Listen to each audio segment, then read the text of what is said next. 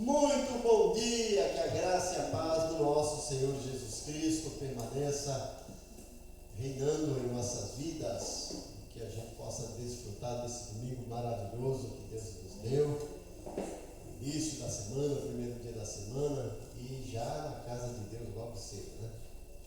Amém. Como diria a cantora Aline Barros, fico feliz em estar em casa. Então estamos aqui felizes na casa de Deus.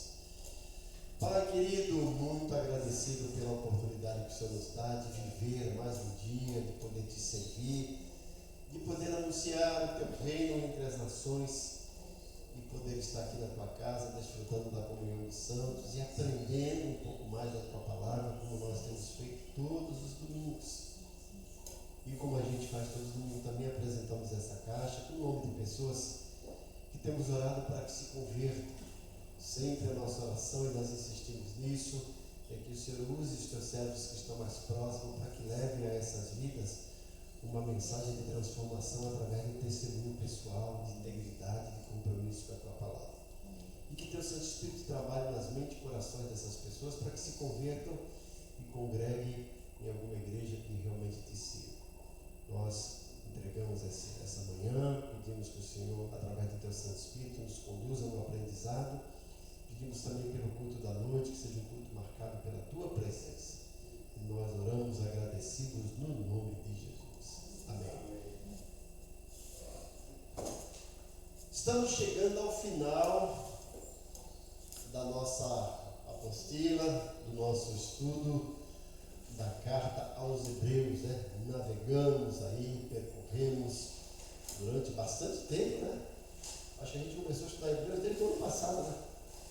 Desde o ano passado que a gente está estudando Hebreus, tem sido uma bênção, né? Então chegamos aí no capítulo 13, na parte final, e vamos pensar no que a gente vai estudar. O próximo assunto para a escola bíblica dominical. Desde outubro. Desde outubro? Olha, olha aí, É. vocês têm marcado 29/10. Quando chegar aqui 29/4, né? Nós temos 29/10, 11, 12, 1, 2, 3, 4, 6 meses, né? Que bênção, né? 6 meses. Bênção de Deus, né? As revistas aí de escola bíblica dominical das igrejas são trimestrais, né? Levam 3 meses. Nós estamos aqui 6 meses sem pressa, estudando. Nós estamos concluindo então capítulo 13, cujo tema é expressões de fé. Veja que o autor de Hebreus começa a trabalhar essa questão de fé desde o capítulo 11, em que ele mostra o que a fé exemplifica através de exemplos, né, de homens que se determinaram a viver pela fé, que é considerada a galeria da fé dos hebreus, heróis da fé. Depois também Paulo, o autor, mostra as proezas da fé. Capítulo 12, a maratona da fé, como é que a gente vence os obstáculos. E aqui no capítulo 13, as expressões de fé. A semana passada falamos sobre que a fé começa a se expressar numa conduta virtuosa, em algumas virtudes que precisam fazer parte da nossa vida.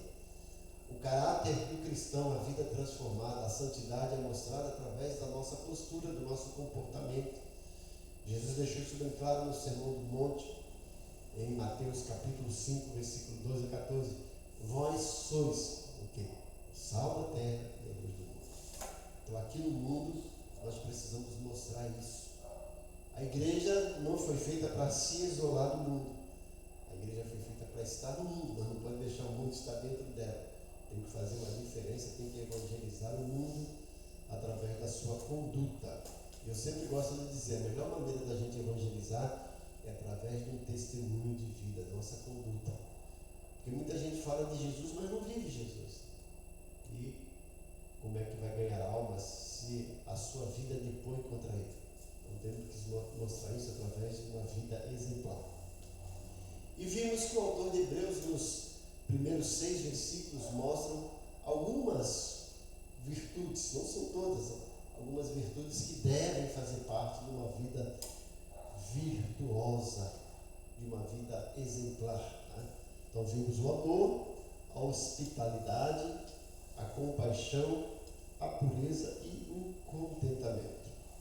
Hoje, do versículo 7 a 16, vamos mostrar que a fé, além de se expressar em conduta virtuosa, também expressa-se em submissão. E a gente falou um pouquinho a semana passada, temos uma introdução, né? Submissão significa sub, debaixo, missão. O Senhor nos deu uma missão, nós estamos debaixo dessa missão. E aí no finalzinho da página 70 da nossa apostila, diz o seguinte: a fé encontra a sua expressão no comprometimento ou submissão. E o escritor diz que devemos aplicar essa verdade em 4 áreas. A gente começou a falar, né? Vimos que a primeira área é a liderança. Vimos o versículo 7 e o versículo 8. Vamos repetir aí? Hebreus 13, versículos 7 e 8.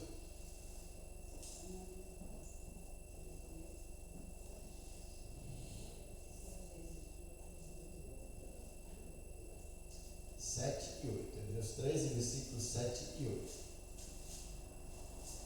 Lê para a gente aí, Diácono Adelson.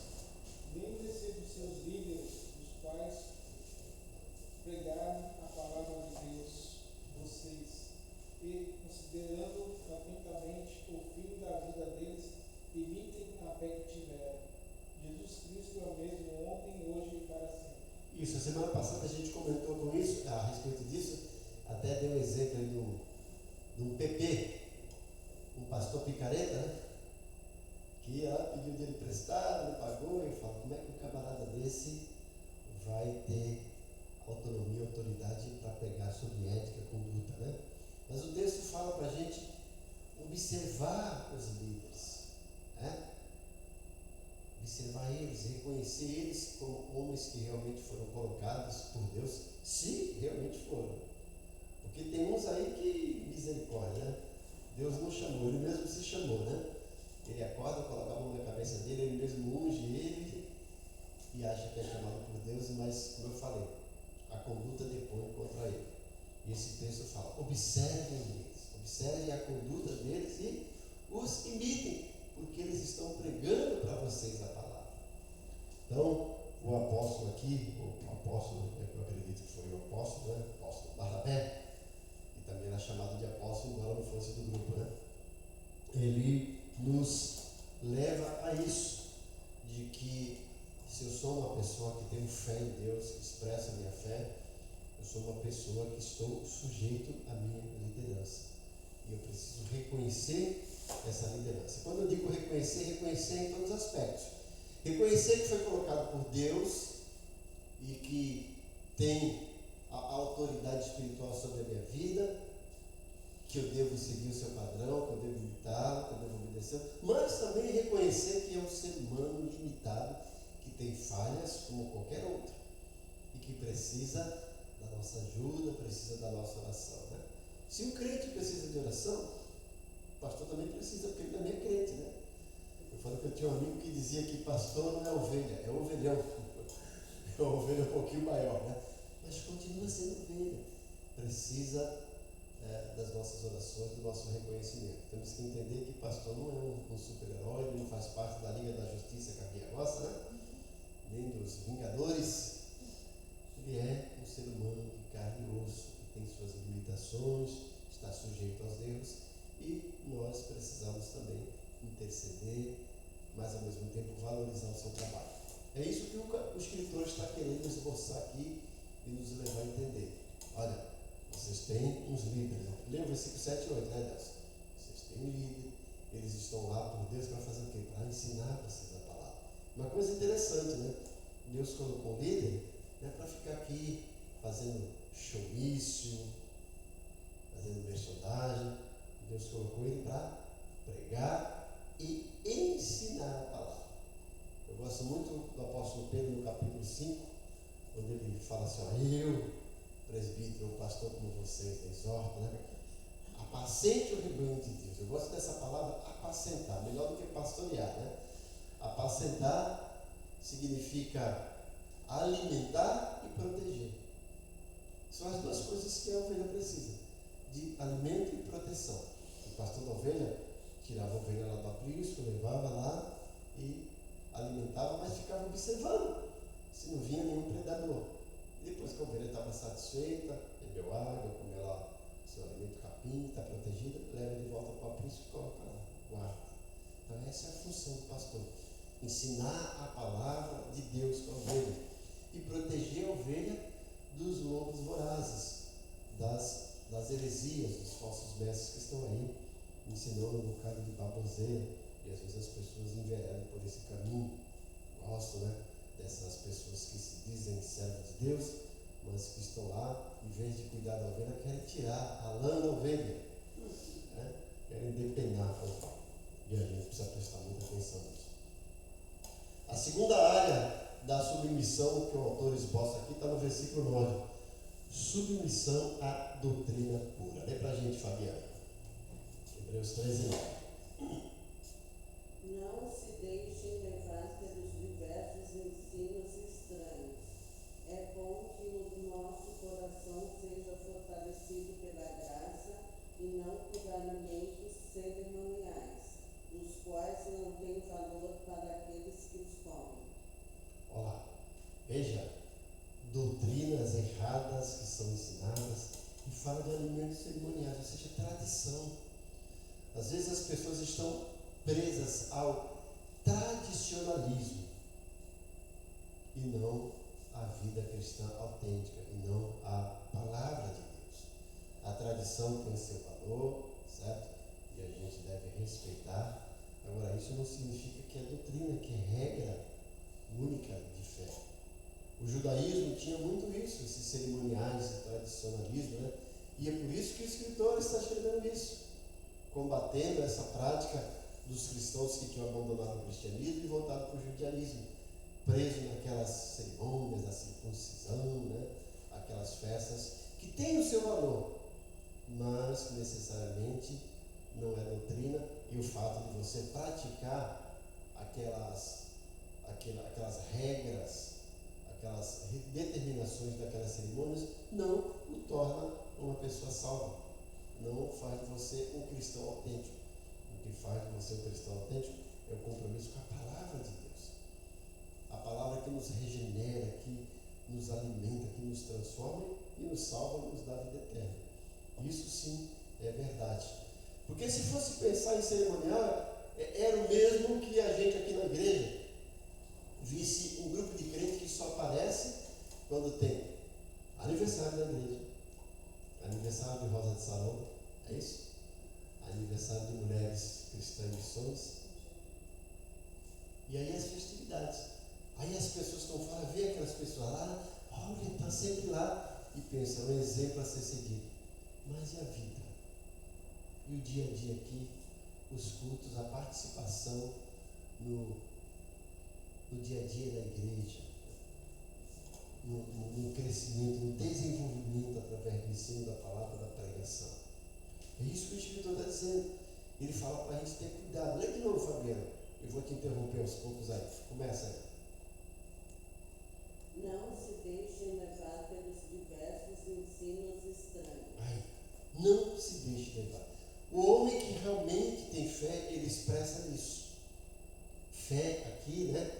Não é aquela fé de dom, né? É a sua crença pessoal, que diz respeito à palavra, o conjunto de doutrina.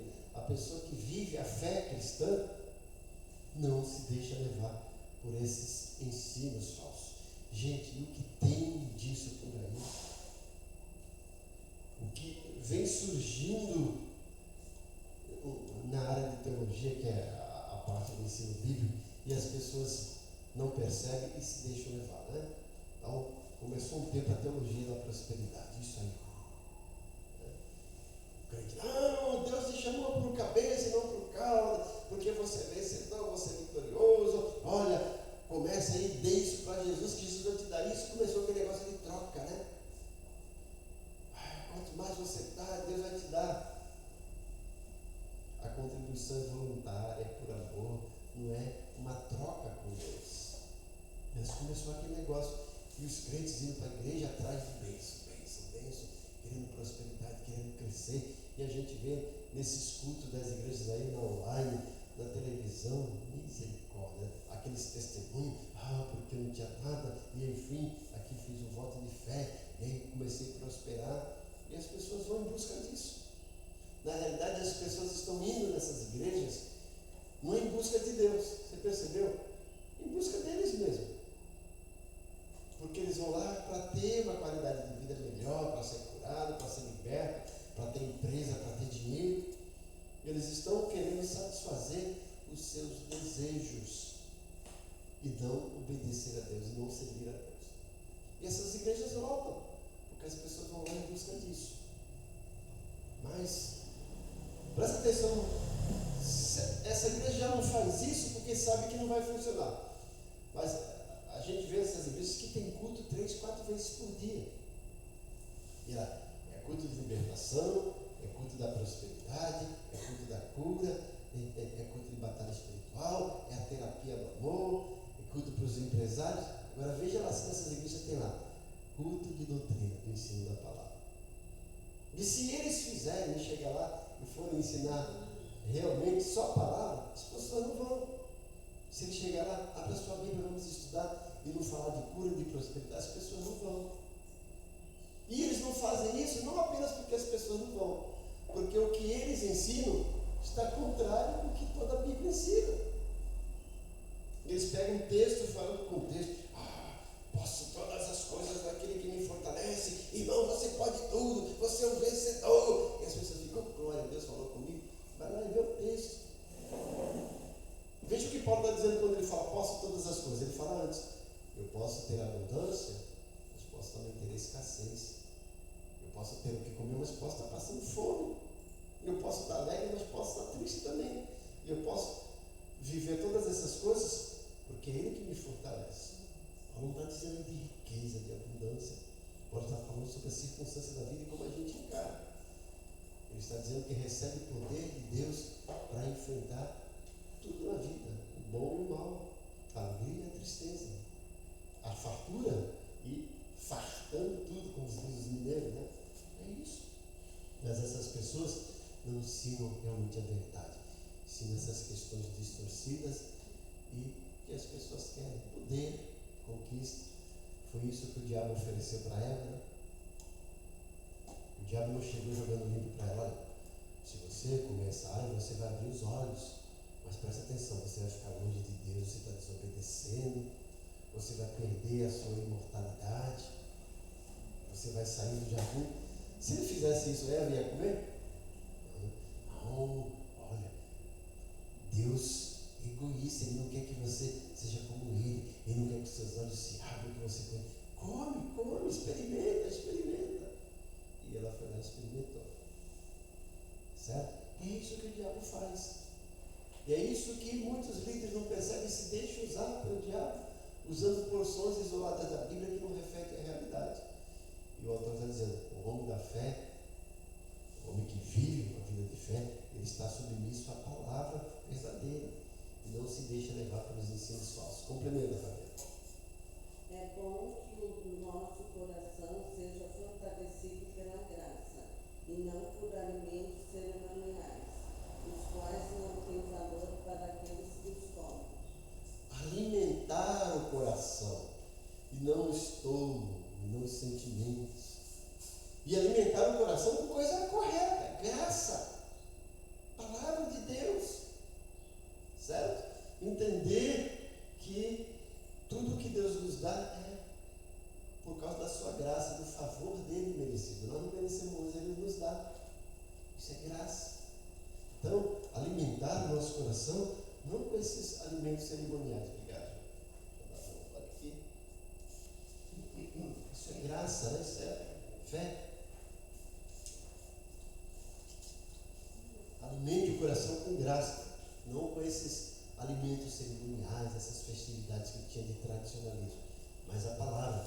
Por isso que o escritor, e eu coloquei aqui na apostila, que é uma submissão à doutrina, mas eu não coloquei só doutrina, eu adjetivei doutrina pura, porque tem muita doutrina errada.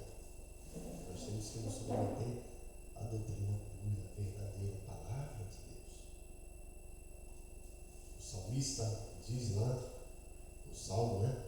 119, escondi a tua palavra no meu coração, Ele entende isso. Que ele precisa de uma vida de santidade que não o afaste de Deus, que as condutas dele não o diminua e não o afaste diante de Deus. Mas para isso, o que ele fala? Escondi, guardei. Guardou o quê? A palavra de Deus. Não foram as tradições, os rituais. E guardou onde? No coração. Onde lá no Antigo Testamento fala que lá procede as fontes da vida. Guardei o melhor de mim, meu coração. E por que ele fez isso? Para não pecar. Para não te entristecer. E ao mesmo tempo para não prejudicar a vida dele. Porque o pecado prejudica a nós, não é Deus. É a nós. E o salmista fala isso. E o autor aqui também, que a gente precisa ter uma submissão à doutrina. Agora é um momento para vocês se adoçarem a nossa bala, para vocês também ofertarem. Lembrando, e não estava aí precisa colocar a imagem da oferta. Deixa aí no computador. Domingo a gente foi fazer, não estava, deixa aí no computador. Na área de trabalho. Então você que está nos ouvindo, se quiser abençoar o nosso ministério com oferta, você pode também ofertar através de depósito, transferência, né? Ou Pix. A nossa igreja tem conta no Banco Bradesco, agência 0045, conta corrente 92746. Repetindo, agência Bradesco, Banco Bradesco, agência 0045, conta corrente 92746. E agora, na nossa modernidade e facilidade, você pode também contribuir com o Pix. Rapidinho. O Pix é o CNPJ da igreja. Anote aí. 44245-645-0001-47. Repetindo, o Pix é o CNPJ da igreja. 44245-645-0001-47. E a gente é agradecido a Deus pelas pessoas que têm abençoado. Eu quero aqui dar um agradecimento à irmã Maria José, lá de Praia Grande, né? Ontem eu fui dar uma palestra na Igreja Batista de Oceano, e essa irmã na volta, pastor, eu quero mandar uma oferta para a igreja. E mandou uma oferta para a igreja. Deus abençoe a vida dessa irmã Maria José, certo? E você também que tem sido fiel nos seus dízimos e suas ofertas. Bom, além da fé se expressar em submissão à liderança e à doutrina pura, como a gente viu aí no versículo 9, a fé também se expressa na submissão à rejeição de Cristo. Vamos entender esse parágrafo, esse título, que às vezes fica meio incompreendido. Nós vamos ler os versículos 10 ao versículo 14. Hebreus 13, 10 a 14. Vamos pedir para o nosso diácono João Luiz ler para a gente. Hebreus 13, versículos 10 a 14. Possuímos um altar do qual não tem direito de comer os que ministram o outro abináculo, pois aqueles animais cujo sangue é trazido para dentro do santo dos santos pelo sumo sacerdote, como oblação pelo pecado, tem um corpo queimado fora do acompanhamento. Por isso, foi que também Jesus, para santificar o povo pelo seu próprio sangue, sofreu fora da porta.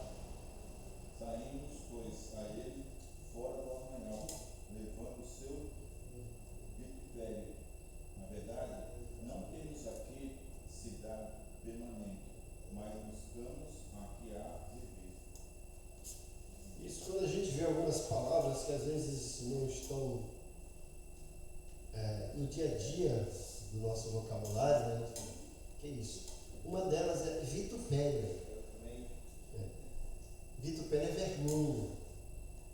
Então, ao lado humano, seria uma vergonha um líder morrer como condenado e ser crucificado. A gente às vezes não para pensar nisso, né? Havia um certo conceito de que a pessoa que era condenada e fosse crucificada era considerada maldita, uma maldição. era um dos piores crimes, né? E Jesus, sem pecado nenhum, gente, um homem que não errou, foi ali considerado como um malfeitor, um maldito na cruz. Isso seria vergonha. Por isso que Paulo fala, né? Eu prego o Evangelho, a cruz de Cristo, que é salvação para alguns, mas vergonha para outros, como para os judeus. Isso era vergonhoso. E o autor está mostrando, né? Ele fez tudo aquilo que é considerado vitupério e vergonha. E ele morreu fora do arraial, para mostrar que a nossa pátria não é aqui, a nossa pátria está lá fora. E que o que ele fez já é suficiente, se a gente seguir, aceitar isso, para herdarmos a terra prometida, que é melhor do que os hebreus, quando estavam no deserto, saindo do Egito, estavam mirando a terra prometida. E aí ele coloca essa questão do sacrifício lá no Antigo Testamento. Jesus se sacrificou por nós, mas os autores, por isso que o título aqui é Rejeição a Cristo. Os leitores dessa epístola tinham rejeitado não só Jesus, mas o seu sacrifício, tinham voltado para aquelas práticas. O autor está querendo dizer mais ou menos isso. Olha. O povo hebreu chegou na terra prometida e viu todas aquelas maravilhas, mas falou assim: não, vou voltar, vou ficar no deserto, vou voltar para o Egito para ser escravo de novo. Então ele está dizendo: vocês que estão abandonando Cristo, é basicamente isso. Está lá na terra prometida para produzir para vocês terra que Deus deu para vocês, do bom e do melhor, para ser dono do próprio negócio, para prosperar, para ter as bênçãos de Deus. E fala: não quero, eu vou voltar para o Egito para ser escravo, para trabalhar, para não ter casa própria, para não ter propriedade, trabalhar para não ganhar. É o risco de rejeitar a Cristo. Isso acontece com as pessoas que se afastam da fé, que se afastam da igreja e não percebem isso também. Estão trocando o bom, o melhor pelo pior.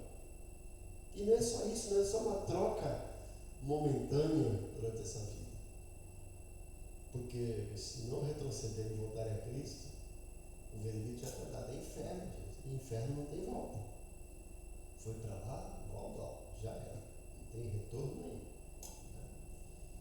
Não tem nenhum juiz aqui da face da terra, nem no cosmos celestial, que vai falar: não, vou rever seu caso. Você está aqui no... Já pensou nisso, gente? Aparece um advogado celestial e manda lá um habeas corpus lá para o inferno. Olha, esse camarada está no inferno.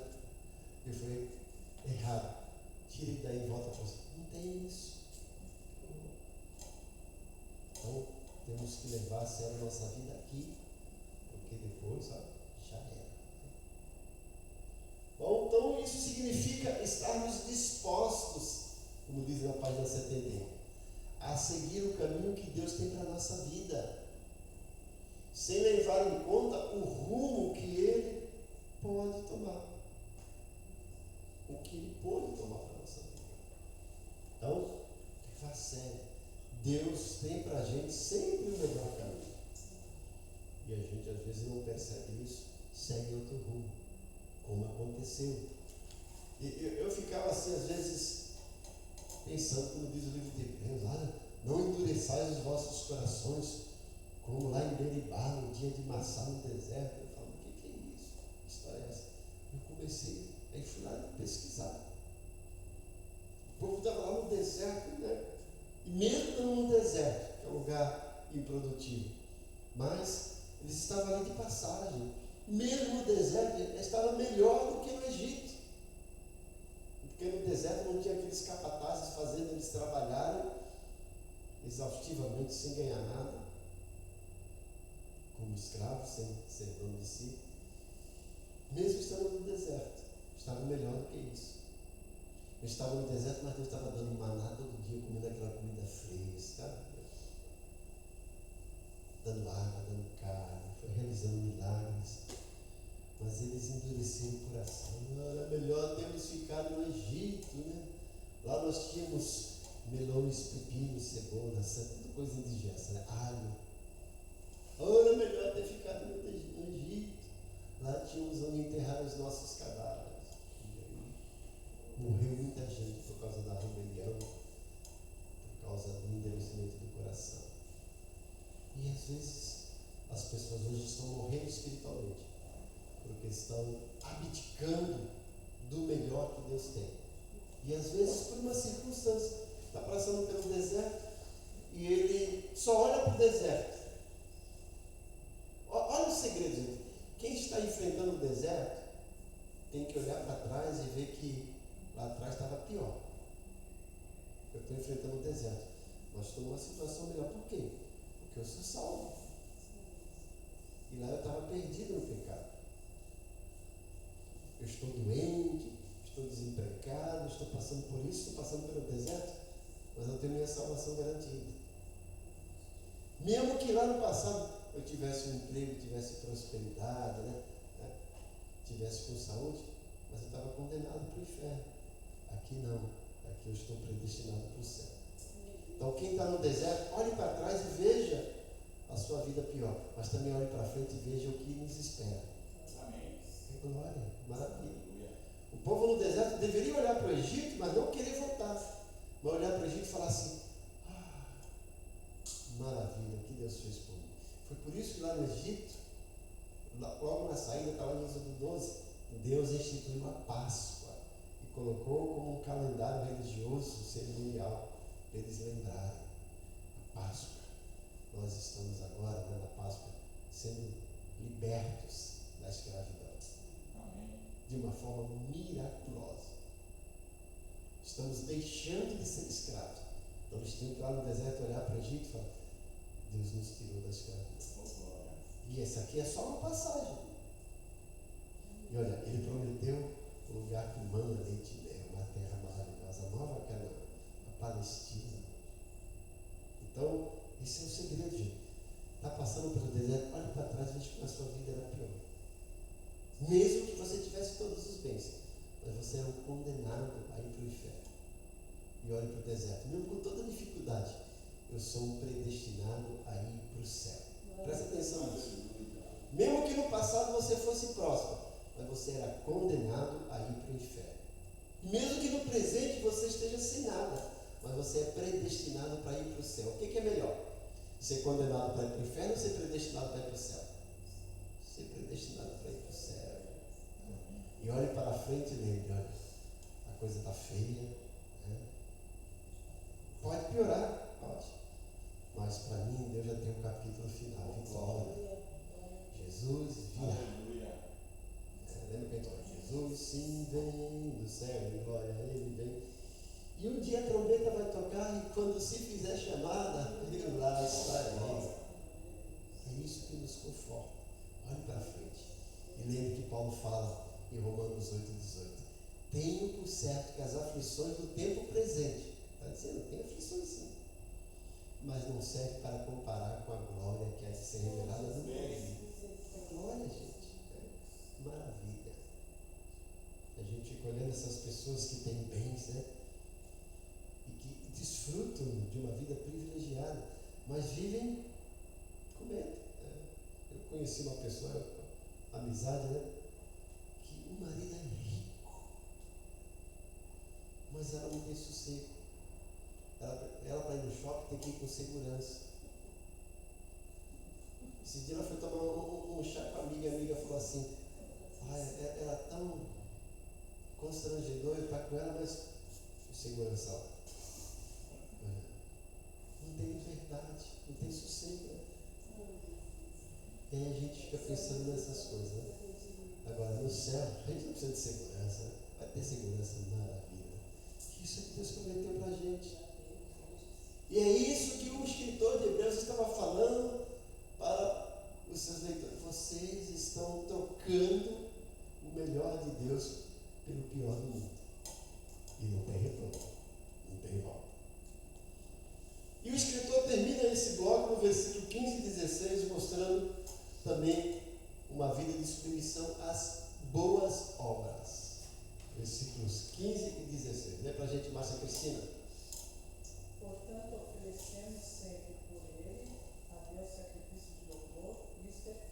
os lábios que confessam o seu nome. E não vos esqueçais de beneficência e comunicação, porque com tais sacrifícios Deus se agrada. Amém. Glória a Deus. Ofereçam a Ele sacrifício de louvor. Por quê? Lá no Antigo Testamento, o povo oferecia aquele sacrifício de animais pelo pecado. O escritor está dizendo, pare com isso, não precisa mais disso. O Cordeiro de Deus já foi morto, está vivo. Não precisa mais você oferecer nenhum sacrifício para receber perdão. Deus já perdoou vocês. Amém. O sacrifício que Deus espera de vocês é um sacrifício de louvor. Agradeço a Ele, sejam gratos a Ele. Vivam uma vida de louvor, cantem a Ele em louvor e gratidão, mostrando o quão contente vocês estão pelo que Deus fez. Demonstre a Deus o amor, a gratidão pelo que Ele fez e mais disso, pelo que Ele é. É isso que Deus espera de vocês. Sacrifícios de louvor, né? Não sacrifício aí de oferta de salvação. Faça isso para Deus. E agora ele fala, mas também lembre-se do próximo.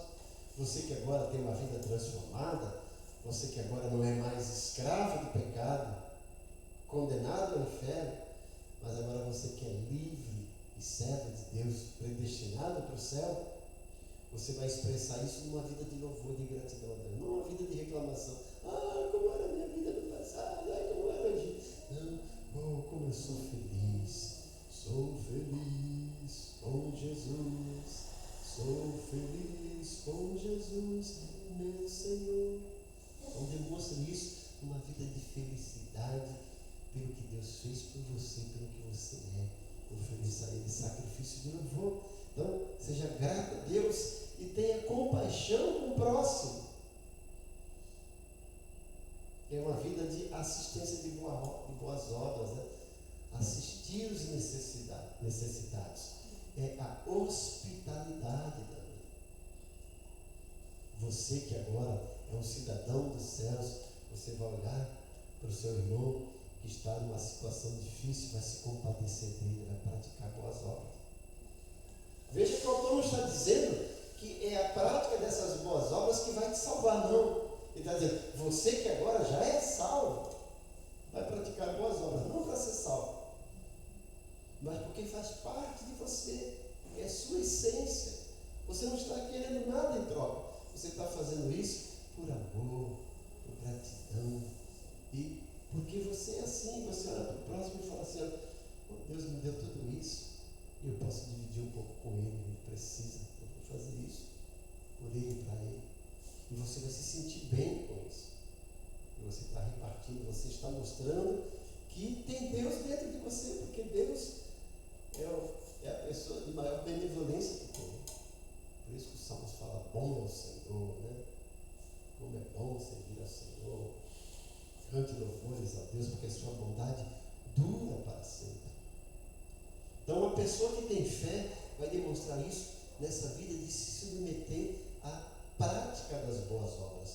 E quando ele diz aqui prática de boas obras, não só isso que a gente fala que é filantropia, para estar assistindo as pessoas, socorrendo, mas também demonstrar na sua vida que você é uma pessoa diferenciada. A obra de Deus na sua vida. Você vai fazer bem porque você é uma pessoa boa. Você vai mudar o seu vocabulário porque você é uma pessoa transformada pelo Evangelho. Você é aquela pessoa que qualquer coisinha já está soltando um palavrão aí, né? Já está xingando, já está pegando. Mas você é uma pessoa que enfrenta tudo isso. Mas em vez de soltar um palavrão, bendito seja o Senhor dos Exércitos. É Ele que pode mudar a minha vida, é Ele que pode, através da minha vida, mudar a vida de alguém. E eu vou me submeter à sua vontade para socorrer as pessoas, mostrar isso. Então, por hoje a gente fica nisso aqui, gente, né? Tudo isso mostrando dos versículos 7 a 16 do capítulo 13, que a fé, além de se expressar uma vida virtuosa, também se expressa numa vida de submissão. Submeter a liderança, olhar para eles e reconhecer a autoridade deles sobre a nossa vida, mas reconhecer que são seres humanos e imitar a sua conduta, se eles realmente, né, são dignos de imitação. Submissão à doutrina pura, à palavra de Deus, não a esses ensinos errados. Viver o Evangelho genuíno.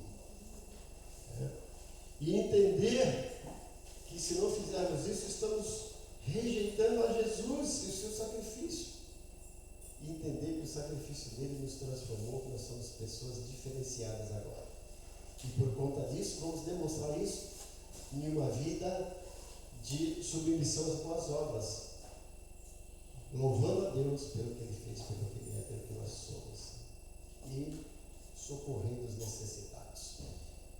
E se tudo isso você esquecer do que nós aprendemos hoje, saia daqui lembrando daquilo que eu falei. Se você está no deserto hoje, olhe para trás e veja, mesmo que lá atrás a sua vida material fosse maravilha, você era um condenado ao inferno. Mesmo hoje, estando no deserto, você é um predestinado para o céu. E olhe para frente e fala, além de eu ser um predestinado para o céu, eu vou ser recebido por Jesus, mas eu vou receber galardões, prêmios maravilhosos que não tem como descrever. Certo? Que Deus nos abençoe e não esqueça o nosso calendário aí. De segunda a sexta temos orações aqui na igreja com a irmã Marlene, das 8 às 9. Quarta-feira, às 20 horas, temos culto de oração e estudo da Palavra de Deus. Hoje, domingo, às 18 horas, temos um culto especial em comemoração a 42 anos de existência do MCM, Mulheres Cristãs em Missões. Pregará a pastora Érica do Ministério A. Certo? Fala, Márcia Cristina. Pastor, o senhor falou de ajudar o próximo e aos necessitados. Legal. Eu vejo assim, cada um tem o seu jeito de falar. Necessidade, para mim, é aquela pessoa que nunca ouviu a palavra de Deus, aquela pessoa que realmente não tem de onde tirar. Agora, aquelas pessoas que têm de onde tirar, todo mês tem aquele salário, tem de onde tirar. No meio do mês a gente se perde. Beleza?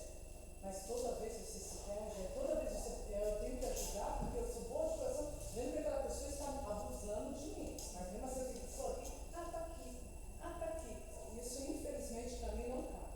Desculpa, pastor, todo mundo, eu sei que as pessoas são boas, tem que ser mesmo, mas para mim não cabe. Como eu tenho meu salário, eu posso me perder também? Posso precisar? Sim, mas eu consigo manter aquela mesma situação. Isso, então, essa pessoa realmente é necessitada. De vergonha na cara. Isso. E é necessitada de uma verdadeira ajuda, não de dar alimentos, mas de chegar e saber aqui, na moral, vamos sentar. Por que você está assim? Primeira coisa, você não tem um controle orçamentário. Você não sabe gerenciar os seus ganhos. Você está gastando mal, como diz a Bíblia. Né? Porque às vezes a pessoa está pedindo cesta básica, mas está com um celular de última geração. Aí tem internet de última geração em casa. Você vai na casa, hoje não tem mais margarina para passar no pão. Aí você olha televisão no quarto, na sala, na cozinha. Então essa é uma pessoa que realmente necessita de vergonha na cara e necessita de uma ajuda verdadeira. Então, vamos ajudar você, tal. Passou por aqui um tempo uma pessoa que estava assim, sendo meio endividada. Aí eu comecei a falar, o seu problema é que você não sabe gerenciar. Nós vamos te ajudar. A gente estava um bocado de dívidas, de empréstimo que pegou, vamos negociar essas dívidas. Aí negociamos, vamos pagar tudo a vista. Mas como não tem calma, arrumei um irmão da igreja que emprestou dele para ele, eu falei, tu vai cobrar para ele o juro da poupança. Não, mas não, vai cobrar porque ele tem que aprender. Eu falei, esse irmão vai emprestar para você e você vai pagar com os juros da poupança. Que é o mínimo, mas é justo, você só está corrigindo, que é para você aprender. Só que é o seguinte, eu já falei para ele, só vai te emprestar se você me der esses cartões e a gente cortar todos. Quebrar. Que é o céu. Ajudando essa pessoa, gente. Né? Se o irmão não queria, você vai comprar um irmão que é para ele aprender. E ele tem que aprender a fazer mais empréstimos. Vamos lá, negociamos, ajudamos. Isso é ajuda. Não é chegar lá, não, vou me emprestar, paga. Empresta de novo.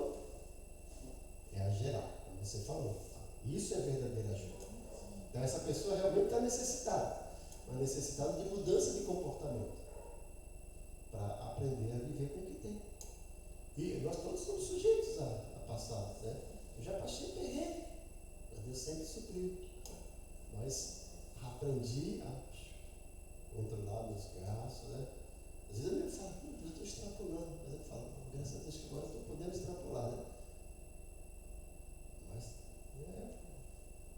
eu já aprendi, gente, sabe o que é você pegar a refeição assim, e aí um ovo cozido. Opa, hoje tem ovo cozido, sim. Para dividir por 4. Vamos cortar aqui 4, um pedaço para cada. Então, hoje eu posso me deliciar de comprar uma pizza no final de semana, comer alguma coisa, comer no restaurante, mas eu aprendi a valorizar que às vezes eu preciso dividir um ovo com 4. Mas tem pessoa que não. Tá certo? Pai bondoso, muito obrigado por esse momento de reflexão, de aprendizado. Nós te agradecemos por esse grupo que está sempre aqui. Vamos para os nossos lados, como a gente pede sempre, que os teus anjos nos guardem, nos amparem, nos levem e nos tragam de volta para um culto maravilhoso à noite na tua presença. Nós oramos agradecidos em nome de Jesus. Que a graça do Senhor Jesus, o amor de Deus Pai, a comunhão do Espírito Santo seja com todos. Ebenezer, a igreja que se importa com você. Amém.